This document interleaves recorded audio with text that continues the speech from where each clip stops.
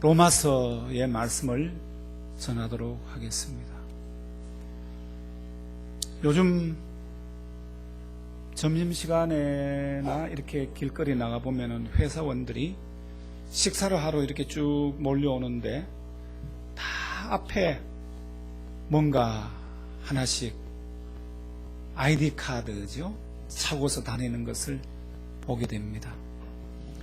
전에는 특별한 어떠한 분야에 종사하는 사람들만 그 아이디 카드를 썼는데, 이제는 어느 직장을 막론하고 아이디 카드를 다 사용하는 것 같아요. 자신의 신분을 나타내는 표직입니다.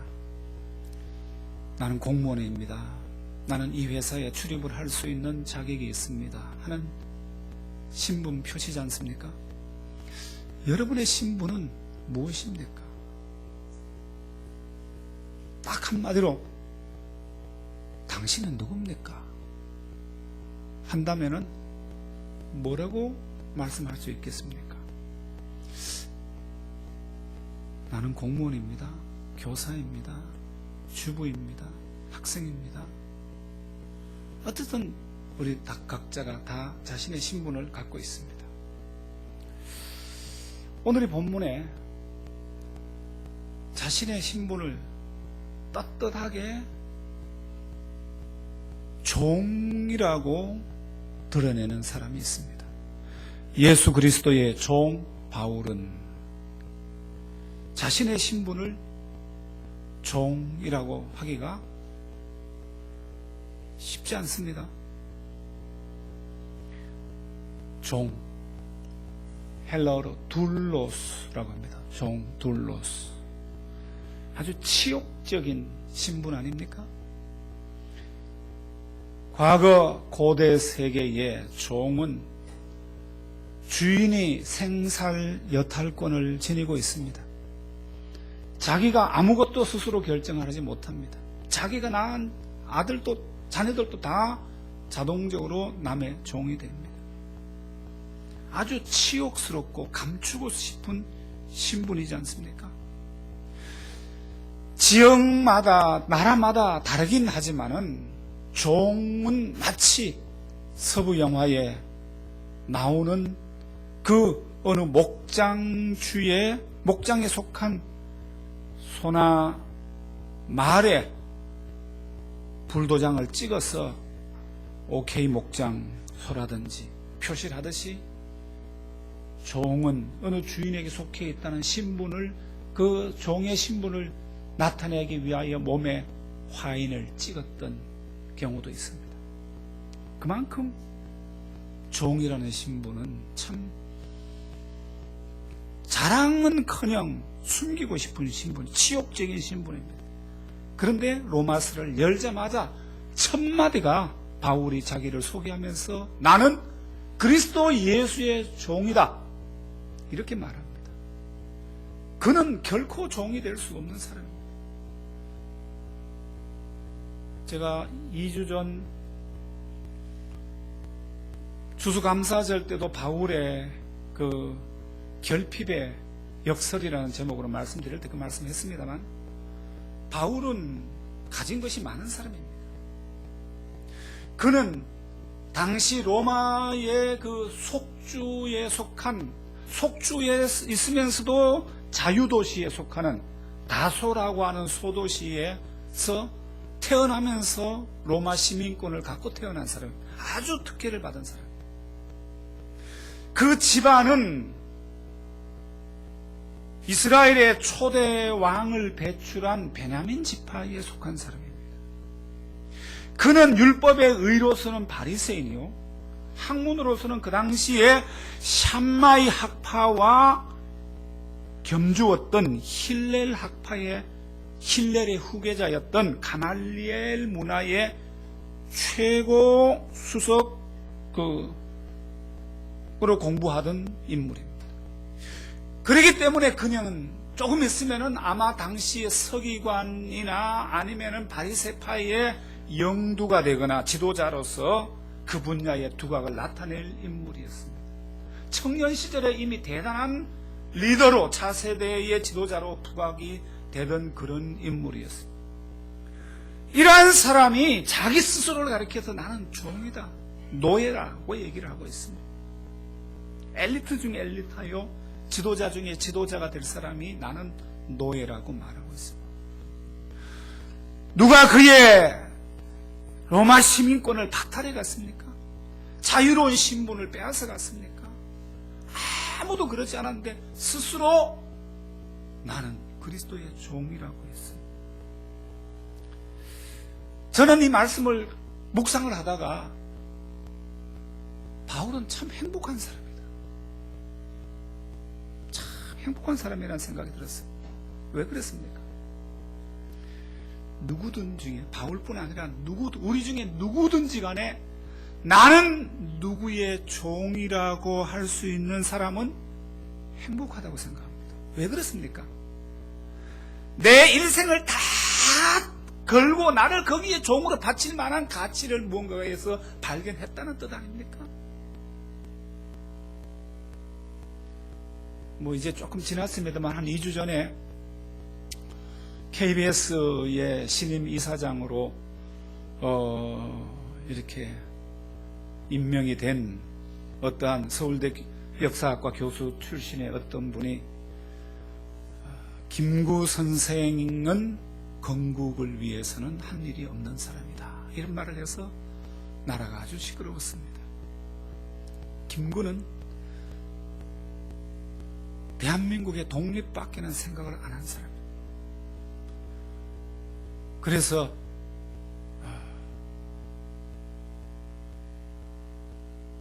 백정이라는 말과 범부라는 범 해서 백범이라는 말인데, 이 대한민국을 건국하는 데서는 나는 백정과 같이 일반 범부처럼 문직이라도 나는 그 일을 했으면 좋겠다 하는 말을 해서 많은 사람들의 가슴을 울린 사람 아니야. 대한민국의 종으로 난 살겠다, 이런 말을 했던 분인데 건국에 한 일이 없다 그래가지고 일반인의 상식과 상당히 다른 얘기를 해서 좀 시끄러운 적이 있습니다. 대한민국의 종이 되겠다, 어떤 왕조의 종이 되겠다, 혹은 삼성그룹에 나는 뼈를 묻고 종이 되겠다 하는 사람도 있습니다. 바울은 그리스도의 종이다, 그리스도 예수의 가치를 발견했기 때문에, 너무나 큰 가치를 발견하는 순간 나는 그리스도 예수의 종으로 살겠다, 이렇게 말했습니다. 과거 신분 사회에서는 종이라는 신분 자체가 엄연하게 존재했습니다. 종이 있고 상전이 있고 양반이 있고 평민이 있고 그 밑에 또 종이 따로 있었어요. 종과 상전으로 엄격하게 나누었습니다. 오늘은 어떻습니까? 종 없잖아요.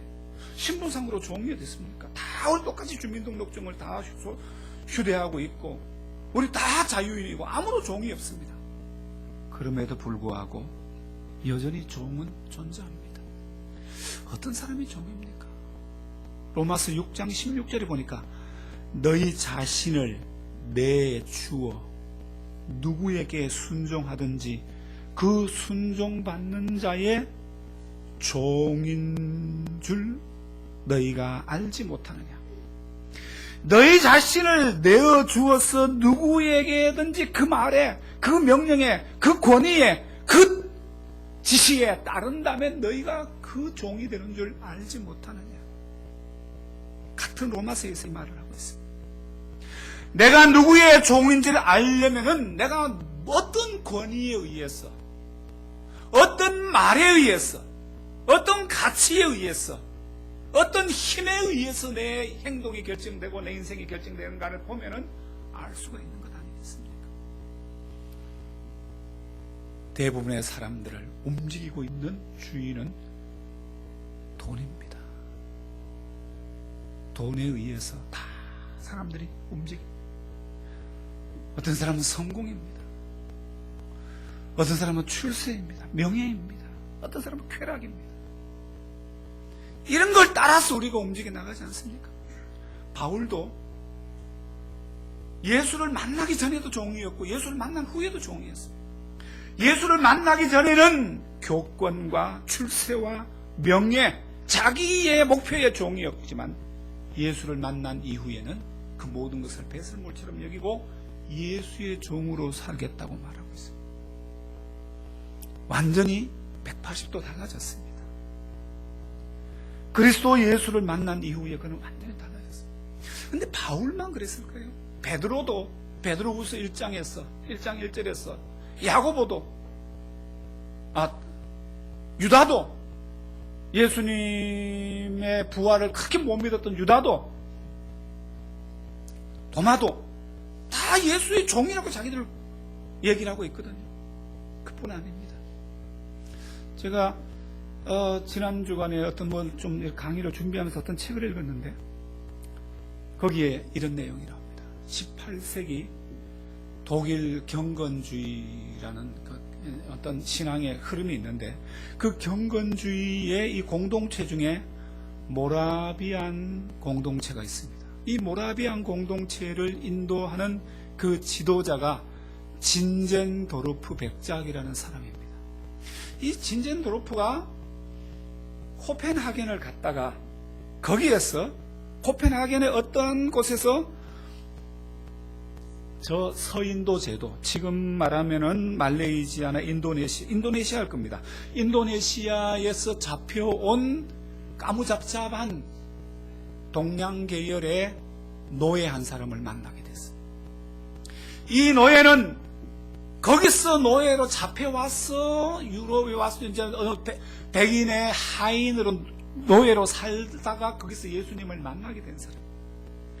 이 노예가 진젠도르프에게 하는 말이 우리 조국에 살고 있는 내 부모 형제들에게도 복음을 전해주셨으면 참 좋겠습니다. 그들이 회심할 수 있도록 누군가를 보내주셨으면 좋겠다는 말에 진젠도르프가 굉장히 가슴이 뜨거워졌습니다. 그래서 자기의 공동체, 모라비아 공동체에 들어와서 사람들을 모아놓고 내가 이런 사람을 만났는데 내가 굉장히 감동을 받았는데 충격을 받았는데 거기에 복음을 필요로 한 사람이 있는데 우리가 어떻게 하면 좋을까 하자 두 사람이 자원을 합니다. 한 사람의 이름은 레온하르트 도버라는 사람이고 한 사람은 데이빗 니츠만이라고 하는 두 사람이 제가 가겠습니다 하고 자원을 했어요. 이 백인들이. 그런데 그동안 백인들에 대한 그 지역의 원주민들의 인식이 뭐냐? 자기들을 착취하고 그들을 죽이고 노예로 잡아가고 그들을 약탈하고 탄압하는 사람들로 머리가 확 박혀 있으니까 이 두 사람이 우리는 그곳으로 가되 할 수만 있으면은 피부 색깔을 바꾸었으면 좋겠지만 그건 못하겠으니 우리 스스로 노예가 되겠습니다. 노예가 되겠습니다. 노예가 되어서 그들과 똑같이 살면서 그들에게 복음을 전하겠습니다. 1732년에 그들이 서인도 덴마크령 새 서인도 제도로 처음 파송이 됩니다. 바울은 그리스도의 종이 되었다 하더라도 종의 자세로 살았지 그의 신분 자체가 종이 된 것은 아닙니다. 그는 복음을 위하여 때로는 자신이 로마 시민권을 100% 활용, 200% 활용을 해서 복음을 전하는데 활용을 했습니다. 그러나 도버나 니츠만 같은 사람은 정말로 복음을 위해서는 자기 신분 자체가 노예로까지 자신을 완전히 거부하면서까지 간 사람도 보게 됩니다. 여러분, 자, 바울이 예수님 만난 이후에 예수님을 주인으로 모시고 자기가 종이라고 했고, 니츠만과 도버 같은 사람도 예수를 주인으로 자신을 종으로 삼는데 그걸로 끝납니까? 1장 6절을 보십시오. 6절에 보니까 너희도 그들 중에서 예수 그리스도의 것으로, 것이란 말은 종입니다. 너희도 그들 중에서, 이 세상 사람들 중에서 예수 그리스도의 종으로 부르심을 받은 자니라. 여러분 어떻습니까? 우리 다 예수 믿습니다. 우리 교우들이 예수 믿지만 스스로 예수 그리스도의 종 되기를 원하는 사람 여기 누가 있습니까? 예수 그리스도의 종 되기는커녕 예수가 나의 종 되기를 원하고 있지 않습니까? 복음의 종 되기를 거부합니다.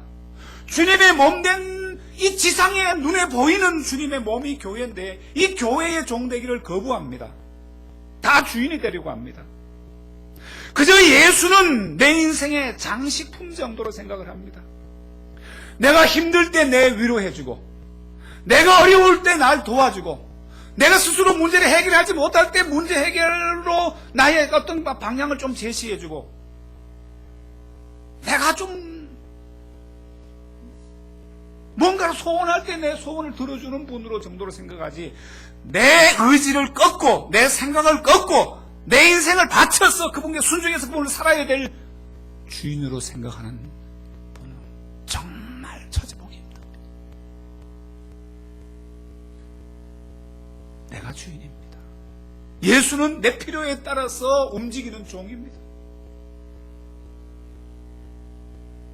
주인에게 순종하지 않는 종입니다. 주인을 인정하지 않는 악한 종입니다. 어떻게 해야 됩니까? 이게 오늘 우리의 실상이 아닙니까? 예수 믿는데 다 내가 주인입니다. 예수가 나의 종이 다 되어버렸어요. 아무도 예수의 말씀에 순종하거나 그 말씀에 따르려고 하지 않습니다.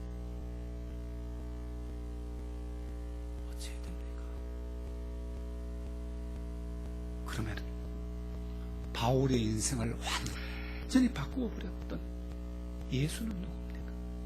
복음이라고 말합니다. 복음은 뭡니까? 복음은 2절에 보니까 이 복음은 이렇게 말해요. 2절에 보니까 이 복음은 하나님의 선지자를 통하여 그의 아들에 관하여 성경이 미리 약속하신 것이라. 복음은 아들에 관한 내용이에요. 복음은 바로 예수 그리스도, 하나님의 아들 예수 그리스도에 관한 내용이 복음인데, 그러면 하나님의 아들 예수 그리스도에 관한 내용은 뭐냐? 그것이 3절 4절에 나오고 있어요. 여기서는 3절 4절 보면 예수 그리스도의 두 가지 성품이 나옵니다. 여러분, 예수 그리스도의 두 가지 성품 아시죠? 하나는 예수의 신성입니다. 그는 근본 하나님의 본체시나, 빌립보서에 나오는 말씀처럼 그분은 하나님 자신이에요. 그분이 하나님인 분이에요. 예수가 하나님이시라는 것을 믿지 않으면은 또 다르게 얘기하면 이단입니다. 초대교회에 나타난 가장 강력한 이단 중에 아리우스라는 이단이 있는데, 이 아리우스는 어떻게 얘기하느냐? 예수는 신성을 소유를 했지만 하나님과는 다르다. 하나님과 좀 어려운 말로 동일 본질이 아니고 유사 본질이다. 하나님과 똑같은 분, 하나님과 아니고 하나님과 비슷한 피조물이, 인간보다는 월등하게 낫지만 하나님하고는 다른 분이다. 이게 아리우스 이단입니다. 예수가 하나님이 아니라면 우리의 구원자가 될 수 없어요. 또 한편 예수에게 또 하나의 성품이 있는데, 본질이 있는데 인성입니다. 예수 그리스도는 하나님이면서 또한 완전히 100% 우리하고 비슷한 인간이 아니고 100% 우리와 똑같은 인간. 우리처럼 연약함이 있고 눈물이 있고 아픔이 있고 고통을 당하고, 시장할 때 식사를 안 하면 시장했고 피곤하면 주무셨고, 인간의 연약함을 다 경험하신 분. 왜 예수가 인간이 되시야만 됩니까? 인간이 되시지 않으면 인간의 대표로서 우리의 죄를 짊은, 우리의 문제를 가지고 하나님께 나아갈 수가 없으니까. 완전히 100% 인간이 되어야 인류의 대표로서 죽을 수가 있는 거예요. 그래서 신성과 인성, 이 둘이 있다는 것을 지금 예수 그리스도가 누구냐, 복음은 예수에 관한 것이고 예수는 누구냐에 대해서 3절과 4절에서 이렇게 강조를 하고 있습니다. 여러분, 그러면은 예수님이 참 하나님이면서 참 인간이다, 이거는 논리적으로 설명되는 것도 아니고 우리가 공부를 하고 연구해서 깨달아 알 수 있는 것도 아니고, 이것은 정말로 하나님께서 특별하게 우리에게 믿음을 주셔서 믿어져야 될 내용이에요. 바울은 이걸 어떻게 알았습니까? 율법을 통하여 알았습니까? 헬라의 철학을 알았습니까? 그 자신의 총명한 지혜로 알았습니까? 아닙니다. 개인이 다메섹으로 가는, 예수 믿는 사람을 탄압하기 위해 다메섹으로 가는 길에 예수를 만난, 개인적으로 예수를 만난 사건을 통하여 알게 된 거예요. 믿게 된 거예요. 예수를 만나지 않으면 믿어지지 않는 스토리. 예수를 만나지 않으면 그분이 바로 하나님 자신이시고 그분이 또한 우리와 똑같이 연약한 인간이라는 사실이 믿어지지 않는 거예요. 예수를 만나야 복음이 믿어집니다. 예수를 만나야 종으로 살아도 행복합니다. 예수를 만나지 않으면 결코 있을 수 없는 일들이. 그래서 바울은 복음을 소개하면서 내가 복음을 부끄러워하지 아니하나니, 16절에 제가 다음번에 말씀드릴 내용입니다만, 바울이 내가 복음을, 그러니까 자신과 복음을 연결시키고 있습니다. 복음은 저 멀리 동떨어진 어떤 저 추상적인 내용이나 아니면 어떤 종교 서적에 나오는 내용이나 아니면 신학교에서 가르치는 조직신학에서 가르치는 내용이 그것이 아니라 복음은 나와 관계되는 것이다. 그래서 바울 로마서 16장 25절에서 나의 복음이라고 말해요. 나의 복음. 나의 복음. 우리가 아까도 예배를 시작하면서 사도신경으로 우리 신앙을 고백했습니다. 우리가 2008년도에 개정되기 전에 고백하던 사도신경은 전능하사 천지를 만드신, 이렇게 나오다 보니까 주어가 없는 사도신경을 고백했어요.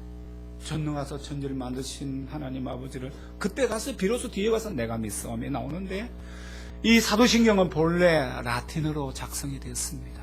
라틴어 첫 구절이 크레도로시다. 크레도, 나는 믿습니다. 영어도 I believe 이렇게 나옵니다. 여기서 전부 중요한 강조하는 것은 나는, 나와 복음과의 관계, 나와 복음과의 관계. 내가 만난 예수, 내가 체험한 예수, 내가 믿는 예수, 그 복음을 만나야 돼.